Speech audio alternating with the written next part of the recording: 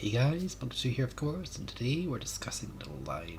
Now straight into modules here, aiming systems is a viable option here, but if you're not comfortable with long turret traverse, main battery mod 2 is definitely viable. It's got a meaty 41.1 second 180 degree turn time. It's pretty substantial, and if you're not used to slow turrets like I am, definitely go main battery mod 2. They're pretty accurate, the guns with the ink systems. I don't think it changed too much drastically, so yeah. Second mod, propulsion mod, always good. Target position we don't have a choice, and main battery mod is just the go-to choice, really. But yeah, definitely look at that. Armor scheme, 32, same as the Monarch armor scheme, so decent, not great, it'll get the job done, really.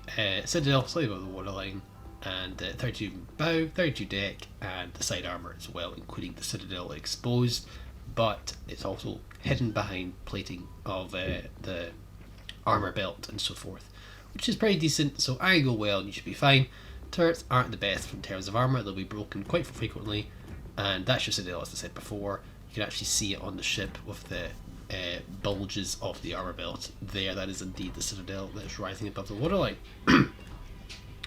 Commander crates, repair parties, Lion's repair party is, I think it's the best out of the tier 7s. You've got the Monarch here, which is the worst heal. You've got the Lion, which is arguably the best heal, 14.66 for 17 seconds, and you've got the Vanguard, which is a close second, nearly 3k, only for 6 seconds. So, Lion I think has the best heal, HE chance, 8,004, 46%, pretty darn spicy. Just put the same commander on the Vanguard, sweet here, so 8,046%, the Vanguard is only 42%, 6.7k. You've got 7,000 with 35%, so the Lion has easily the best HE. In terms of AP, I think it has the best AP as well. Vanguard is close, but it does have a 22 second reload, that is something to note, but Monarch loses out the lowest performing AP as well. Lion also has pretty punchy AP, something to note. We'll show this in the game maybe. Commander choice, A.L. Nelson if you have her, Cannoneer, Kedrov, and maybe Sharnhorse or Cunningham as inspiration. Big 7 is a very useful skill. 16-inch guns hit pretty hard. It's very similar to Nelson guns. You'll have a pretty good result. Don't have A.L. Nelson. Cunningham is a pretty good option with this sort of lineup or build. Completely free to play, and there's your options there. Yeah, that's pretty much the line for you. Something to note as well. As I said, this makes the Monarch kind of irrelevant every way. The Lion is just better outright. Also, as well, you don't have a plane, but you have defensive AA and or secondary consumable. I like the secondaries because it's more clutch for me, but A is actually arguably better. I would recommend doing A mods, defensive AA fire over secondaries because it will improve your AA, and it's actually got pretty decent AA, and I'd probably recommend more than a secondary, but that's just my personal preference. Sometimes the most optimal choice is not always what you want to run for just your personal preference reasons, as I said before. So yeah, anyway, individually here when with an evil in his Friesland, but thankfully it's not too influential on what we do in this game here. I like to do these masterclasses and try not to play too much as a division because obviously not everyone is able to do that. So something to note. Here's what I said, with 4 enemy DDs on the team, you're going to load HE. Regardless though, if you see a lot of cruisers, you want to load HE, AP sorry, and we see a lot of Anglo battleships. You need to switch shells quite frequently with the Lion, and typically with most British battleships, you do rely on switching armor types quite frequently, unless you're the Warspite.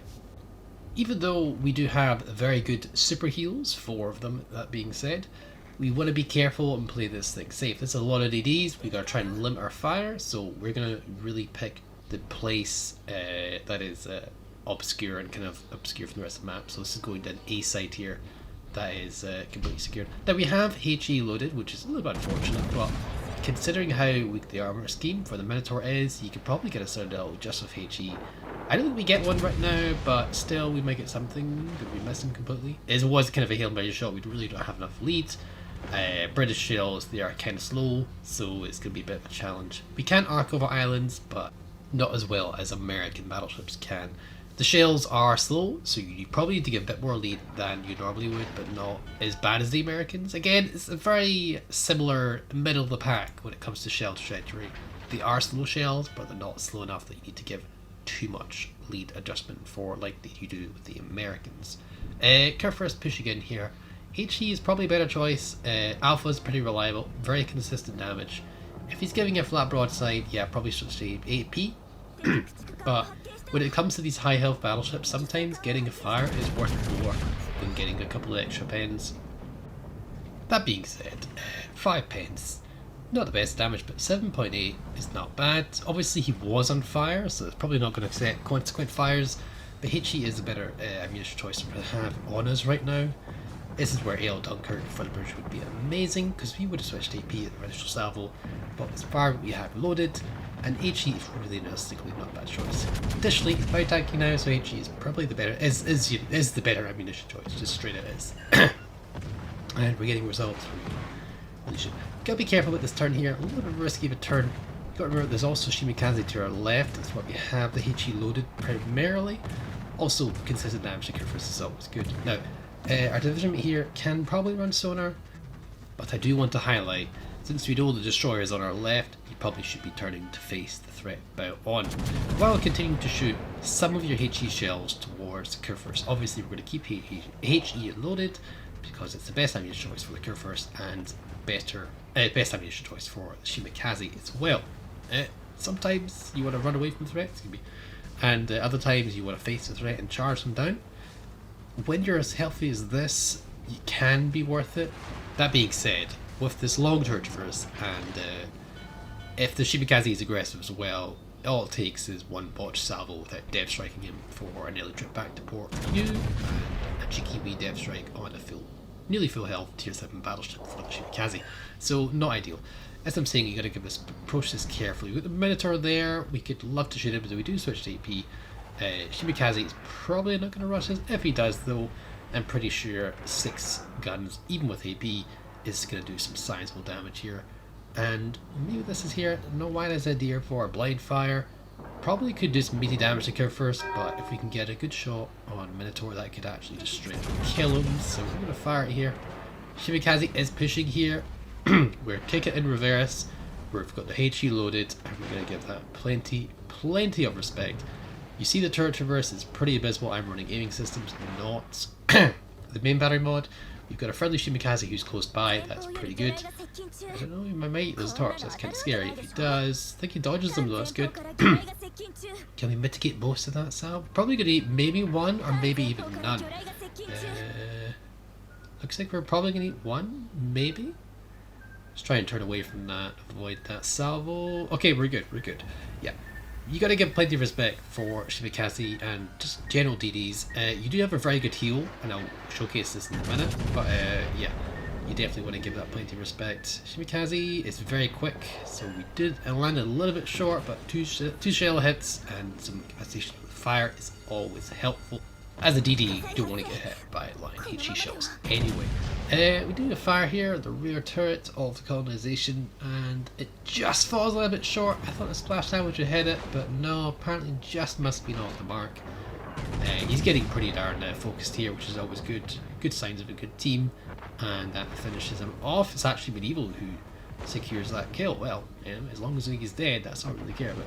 Minotaur is trying to AP spam us pretty significantly.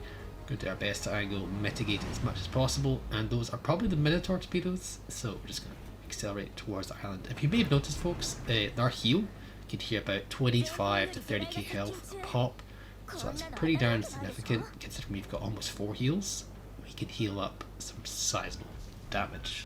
So now that we've gotten rid of most of the threats on this side and the Minotaur has retreated, we can be a bit more aggressive and push the centre map, starting off with this Amagi. Now we have AP loaded here, but he is about on, so we'll have to see what we can do to decide our next course of action here. We could wait for the next salvo. We are relatively stealthy, as these British battleships are quite stealthy. I'd like to probably push this Minotaur a little bit. He has fired 1 set of torpedoes, it's going to take him a while to turn around. Kurfürst is looking pretty nice, juicy target here. Again, Amagi is bow on. Sometimes holding your shot and waiting for the right opportune moment can be the better play. We are spotted though, which means the DD is close by. Or is that a Maggie? I can't actually see. Probably is a Maggie. I think he's only 13 kilometers away, so that's something to note. We fire at Kurfürst, we get a sizable amount of overpens, unfortunately. So We're gonna do what we can here. Okay, curve first is shooting at us, pretty risky. Probably gonna need some major damage here. Yep, that's gonna hurt. That's Citadel. That's what we don't want to receive. But we're turning out here into the island cover. We're gonna rush this Minotaur and get him out of the way. And mesh salvo. It's a very mess salvo there, but hey, we're doing it. Kagro is also there to help out things, and it looks like our team are gonna fight that. Minotaur at the other side of the island, and yeah, Minotaur does have a lot of torpedoes, and we gotta give that some respect. So when we approach him, we got to do it carefully. He's also got single fire as well. Minotaur is a pretty dangerous thing to rush. That being said, if you manage to get the jump on a Minotaur, it's pretty much game over. So we gotta give that respect. Look, he's coming this way. He could single fire these torps as well, so we gotta be very, very, very careful. Minotaur, as we've discussed in our Minotaur Masterclass, very, very squishy, very easy to kill, so if any shots it doesn't kill him straight away, you're quite lucky for him. As I said, very lucky shot actually, only 2 penetrations and 1 overpen. That's a rare salvo. Minotaurs should be death struck very, very quickly. These things are very squishy. Finishing off the Amagi with the rear turret is actually a really good idea, because the turret traverse is bad and the firing angles of the Lion is actually not ideal. Most of the time you'll have 2 guns on target, you'll very rarely have 3. Fire the front 2 guns again at Minotaur. Can we get something decent? 1 Citadel and 1, is that 3 pens maybe? Looks like 1 pen. Again, just a little bit unlucky. See our heals kicking in right here. Minotaur thinks he can DPM us here, and he's probably right with not giving enough time, but with our heal proccing, it's the other way around. So another pen and Minotaur. We're getting a little bit unfortunate here, but we gotta give the angle, otherwise he's gonna eat and melt our health away very, very quickly. You still need to angle against the Minotaur AP. You gotta give it plenty of respect. The shots are coming in. We just need to give a little bit more lead, and I think he's slowed down for it as well, so good on him in terms of the actual dodging. Accuracy of this boat is really good, especially with, yeah, as you can see, pretty darn juicy. I think we disabled his engine as well. Maggie shows up. Maggie didn't die to her first salvo. Let's see what we do to finish him off again. The AP is decent, but with AL Nelson doubling down the pen a little bit, it doesn't help too much, but it's good enough for the job. As I said, this is pretty much Nelson AP. However, it's probably got a little bit more penetration than Nelson AP because it's tier 7. But yeah. Anyway, 3 enemy ships. Oh, no. We've got, yeah, 4 versus 4. There's a couple more. Minotaur's blind. Well, his continued shots are reaching again. There we go. They ram each other, and it's 3v3. The 15-point lead, but we've got 2 cap lead over them. 2 cap advantage, or 1 cap advantage. So as long as none of us die, we should be okay. That being said, Minotaur is pretty terrifying to destroyers. So if we can get him, or at least take him away from the map, that's well worth it, since we have a pretty substantial range. So, you know, a little bit risky because we're kind of taking ourselves out of the battle here, but because our white circle here, our firing range can actually cover the Bravo cap, I'm pretty confident with this course of action here, because if any boat gets too aggressive, we can fall off shots while keeping the Minotaur from chasing down our destroyer, really. That's the only reason we're chasing this Minotaur. Also, just keep the pressure on a little bit. Keep the pressure on the player, it kind of keeps him a bit more panicked and so forth. So that's our thought process there. Said this thing is really not the best to get in there and brawl very quickly. As I said, it does have the exposed Citadel, but it's a very good HE spammer, it's a very good AP spammer, overall it's a very good battleship. It's got a monster heal, and angled it's actually pretty well tanky, pretty well armoured. It's pretty good in that regard. The arm belt is pretty decent. Heal kind of makes up for its superstructure flaw 32, but a lot of battleships do have 32mm deck. Of course, the stern also 32, pretty typical of everything else. AP, what we have loaded here, we're going to keep it on just in case we use it for the Minotaur. And we're just going to aim our upper deck on the curve first. Curve first superstructure is pretty much unsaturated. You can't really saturate it. It's that ridiculous. It really has to get fixed. And we're going to get some decent salvos on the curve first. What is he doing this time? Obviously, we've got to keep turning and diving here because Minotaur has torpedoes, and we got to give that plenty of respect. if the Minotaur doesn't want to get spotted, it's probably not going to get spotted unless it runs itself into the edge of the map, so forth, especially the Battleship as well. It's going much slower than it is. Now, shooting another angle, GK shot, so we're going to switch to HE again, probably do a decent amount of damage with HE, even on the Minotaur, probably good Citadel, good chance of that. That's probably their DD on Alpha, who's managed to swing around. If they're playing the capture game, I don't think they have enough idea there, because we've already got 2 points of capture already.